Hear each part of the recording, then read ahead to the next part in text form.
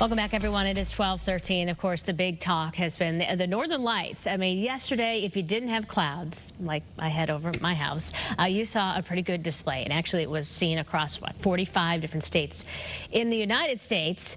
And we have another chance this evening. And we are expecting the levels to be high enough to see. But will the clouds be around blocking the view?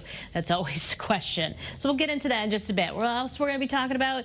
Late week, we're going to continue to be cooler than average and on the breezy side. And for the weekend, next best chance for rain, liquid precipitation, is going to be Saturday night into Sunday morning. So looking good during the day and also on a Sunday during the afternoon. Right now, it is still quite gray in New London. It's 45 degrees. But as we look back to the west, this is where those holes are starting to develop, as we gave you that first alert earlier today of this happening. And that's over towards Waterbury. We can see some of that sun poking out there. 40 degrees, west-southwest wind at 9 miles per hour. And there are the holes you can see developing after those little flurries and sprinkles have basically dissipated. There are the holes developing, and we just need that clear sky to stay around as we get into the time of sunset and thereafter. Temperature right now ranging from upper 30s across the hills. Otherwise, we're in the 40s. Warmest temperature is New Haven at 46 degrees. So if you have plans today to work in the yard, maybe, before the sun goes down, the wind is not going to be terribly strong, though. A little breeze out there, and temperature is a little bit more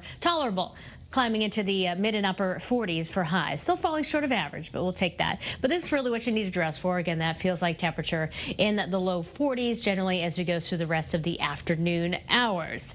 All right, so let's talk about it. How about these views? We had so many folks sharing them. We appreciate it. Continue to do so, especially if we see more tonight. Easiest way is through the First Alert weather app.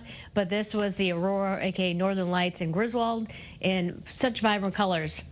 Sometimes it takes, using your iPhone and setting the exposure to the highest level and have it on night mode to be able to sometimes see it. But the magnitude for tonight is supposed to be a severe geomagnetic storm. So we have a really good chance of seeing it if we don't have clouds around, right? Right now, one of the hourly forecasts does not look as promising for us to see it. But as we take a look at First Alert Futurecasts, there are some holes that still could be across our state.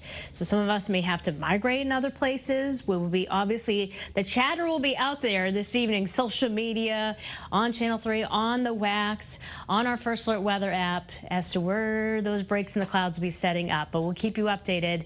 So you're saying there's a chance. I know the Dumb and Dumber movie always comes to mind. As we get into tomorrow, we'll start to see some sunshine to start and maybe a brief shower as we go later into the afternoon hours, and then it's mainly dry going forward. Next chance of rain is not until Saturday night into Sunday morning with showers likely. So we are dry for the game.